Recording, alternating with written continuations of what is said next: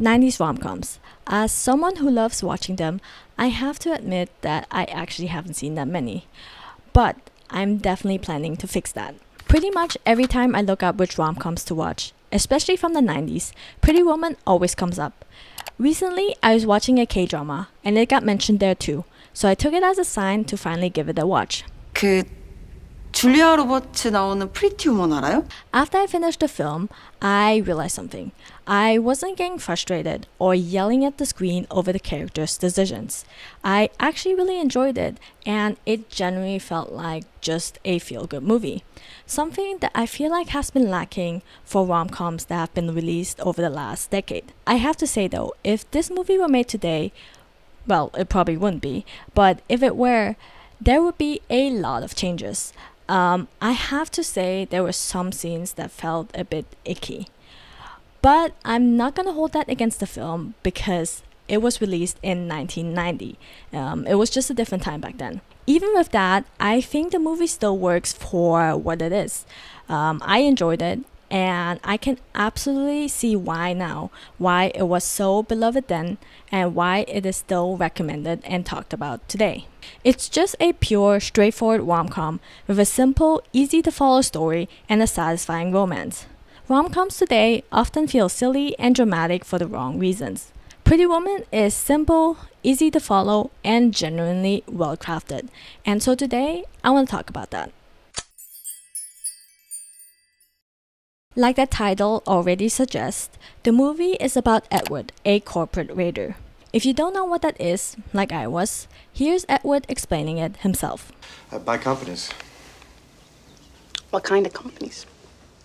I buy companies that are in financial difficulty. So what do you do with the companies once you buy them? I sell them. Don't sell the whole company. I break it up into pieces, and then I sell that off. It's worth more than the whole. But honestly, all you really need to know is that he buys and destroys companies, which he's not really looked upon fondly, and that he's filthy rich. While leaving a business party, he ends up in the red light district on Hollywood Boulevard and meets Vivian, a sex worker. He hires her for a week, and of course, during that time, they fall in love. It's a tale as old as time. Two people from completely different worlds falling in love. That's the core of the movie, and it makes that contrast very clear visually. The film puts a lot of focus on showing the difference between Edward's and Vivian's world, and it does it well. It makes the story's central idea obvious, draws the audience in, and overall, that's just what a good movie should do. First, let's talk about the introduction.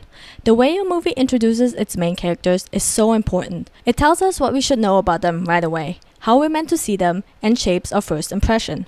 The movie opens up at a business party Edward is attending. It's bright, people are mingling and networking, everyone's dressed in formal business attire, enjoying champagne and catered food, and there's even a man playing the cello in the background. Edward is on a private phone call in a luxurious house, and on his way out, a waiter hands him his coat while other guests greet him. I know I'm just describing what's happening in the scene, but there's actually a word for it, and it's called mise en scène. Mise en scène is a French term meaning placing on stage. It refers to everything in front of the camera: the set, costumes, props, lighting, blocking, and so on. In a well-made film, everything we see is intentional, down to the smallest detail. It helps immerse the audience in the world, while also developing characters and reinforcing the film's themes. Pretty Woman uses mise en scène to contrast Edward and Vivian's worlds, showing us their different lives and visually reinforcing the story's central theme. By introducing Edward at a private, upscale business party, the film immediately establishes that he belongs to the wealthy elite. He exists in a polished world of classical music and controlled environments, where his main concern is making more money. Within minutes, we also see that his life revolves around business, including his relationships, through the constant networking and interactions. The mise en scène captures who he is at this point, a wealthy businessman who dismantles companies and lacks genuine personal connections, with his lawyer Philip seemingly his best friend. Back to the story, Edward leaves the party to return to his hotel, but gets lost and ends up driving through a completely different world, the one Vivian lives in. It couldn't be more different from the business party. It's nighttime, and the area is alive with activity. The crowd is much more varied compared to the uniformity of the party. We see people smoking, using drugs, and even law enforcement investigating the death of another sex worker. Unlike Edward's world, where privacy is guaranteed, there's none here, something made clear by tourists casually taking photos of the scene. We also get a glimpse of Vivian's apartment, which further highlights the contrast. This is where the set design really stands out. Her apartment, which she shares with her best friend, feels lived in and real. It generally looks like the home of two women in their 20s getting by with what they have. Small details, like the hanging organizer in the bathroom, posters and photos on the walls, sunglasses draped over a lamp, and even a teddy bear, make the space feel more personal. Later, we see more of it. It's messy, with takeout containers and dishes lying around. The details tell us a lot about their lives and personalities without a single line of dialogue, and they make the characters feel believable. It's the kind of detail that some miss. They might create a visually nice setting, but it doesn't always feel lived in or reflective of the characters, like Belly's house in The Summer I Turned Pretty. It didn't make me believe that that's actually the family's home. It just looks too plain and generic for the family to make me believe they actually live there. Here, in Vivian's apartment, even small touches, like the stuffed animals, help sell the idea that real people live in the space. All of this creates a clear contrast between Edward and Vivian, something that the film deliberately puts front and center. As becomes more important later, this divide is also what drives the central conflict. The story is about two people from vastly different backgrounds falling in love, and the film sets that up through these strong visual introductions. And that contrast doesn't stop there. When Edward hires Vivian, their worlds start colliding, and the film continues to visually emphasize that. When Vivian enters Edward's space for the first time, the hotel, the difference is immediately obvious. The setting, the people, their clothing, and even the posture all stand in contrast to hers. One detail that stands out is posture. Vivian leans casually against the wall, and both her outfit and the way she carries herself are highlighted, especially as others pass by.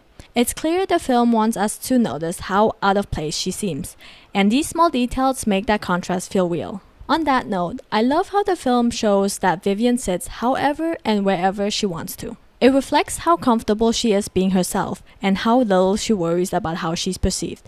It tells us that this is simply who she is. The one time she adjusts her posture and sits more properly is when she's truly uncomfortable. Specifically during the moment when Philip is about to sexually harass her. With such a clear distinction between the characters, the environments, and how they move through those spaces, the film fully immerses us in its world. It establishes the theme early on and prepares us for the central conflict that comes when these two different lives collide. As we are introduced to Edward at the business party, we see him on a phone call with his then girlfriend. Even through that brief conversation, it's clear their relationship feels transactional, almost businesslike, just like the other relationships in his life. I speak to your secretary more than I speak to you. From that, we can already see that he doesn't really engage in deeply personal relationships. Whether that's out of fear or avoidance isn't entirely clear, but the pattern is there. That's where the conflict truly begins to take shape. As Vivian starts falling in love with Edward, it becomes clear that he's falling for her too. However, when they begin to talk about the future, Edward slips back into what he knows, treating their relationship like a business arrangement. He tells her he wants to keep seeing her when he goes back to New York, offering her an apartment and a car. Vivian isn't really thrilled by this because it feels like he's reducing their relationship to a transaction, like he's treating her like an escort. I've never treated you like a prostitute.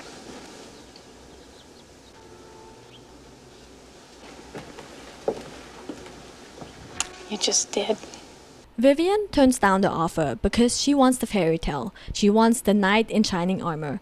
And at that point, Edward admits that he can't give her that. At its core, the film's central issue comes from the fact that, despite everything, people still see Vivian only through her status, including Edward, whether he intends to or not. Because the movie emphasizes the different worlds from the very beginning, we already know that this gap between them will become the central issue. It all ties back to how she's judged, because she's a sex worker. The conflict is clear, believable, and easy to sympathize with. That might sound like the bare minimum, but compared to a lot of rom-coms released in the past decade, having something this grounded feels refreshing. I just watched The Kissing Booth, where the main conflict revolves around the main character, Elle, breaking a friendship rule with her best friend. It feels so over the top, and the more the movie goes on, the more ridiculous it becomes. And speaking of weak conflicts, I was also reminded of The Princess Switch, that Vanessa Hudgens Christmas rom-com. There's barely any real conflict there. They switch places and end up falling for the guy in the other person's life. If the conflict was that they fall in love unexpectedly, that's not really a conflict, that's just a premise. On top of that, none of the characters go through any meaningful development. With Vivian and Edward, both characters have clear arcs. A character arc is the internal journey or growth a character goes through over the course of a film, so that by the end, they're not in the same place they started. It's what gives the story meaning and emotional payoff. Let's start with Vivian. From the start, we find out that Vivian wants to leave her current situation. Don't you want to get out of here? Get out of where? But she can't because she simply doesn't have the means to. But through her experience with Edward and the money that comes with it, she's able to make a change. By the end, she decides to move to San Francisco and pursue her high school diploma. Over the course of the film, Vivian grows and takes steps towards the life she actually wants. Edward's arc is just as important. At the beginning, we see him in the middle of dismantling a shipbuilding company. But through falling in love with Vivian, he begins to shift his perspective. He realizes he'd rather build things than destroy them, and by the end, he chooses to work with the CEO instead of selling the company off. This growth shows up in his approach to relationships too. At first, Edward wants to keep things transactional, which is why he offers Vivian the car and the apartment, but by the end, he decides to pursue the more personal. He goes after her and tries to be that knight in shining armor, even climbing the fire escape to reach her. A small but meaningful detail, especially since he's afraid of heights. It's a clear sign of how much he's changed. Watching both of them grow is what makes us root for them, and it's also a big part on why the movie feels so satisfying. This kind of emotional payoff is what's missing in a lot of recent rom-coms. On top of that, Pretty Woman has given us several iconic moments that are still talked about today. Once I finished watching Pretty Woman, this clip kept showing up. Here yesterday, you wouldn't wait on me? Oh, you work on commission, right? Yes.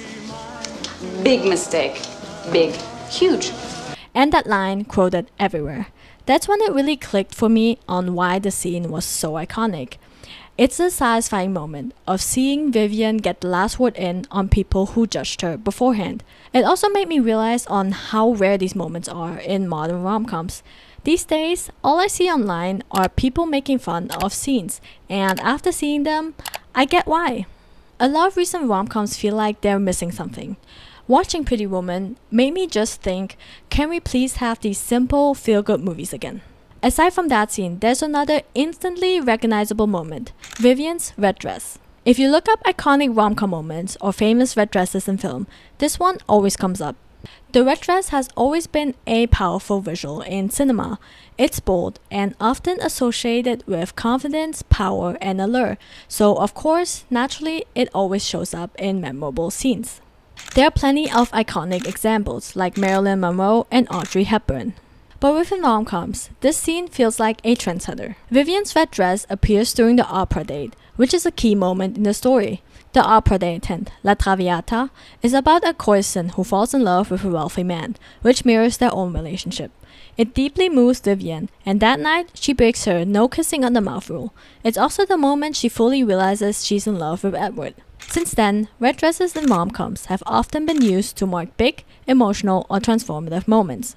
After watching Pretty Woman, I realized I just want good storytelling and good filmmaking back for rom-coms. I do think it might be slowly coming back with People We Meet on Vacation released earlier this year. Hopefully it continues because I just want rom-coms to be enjoyable. Thank you so much for watching, and I'll see you in the next video.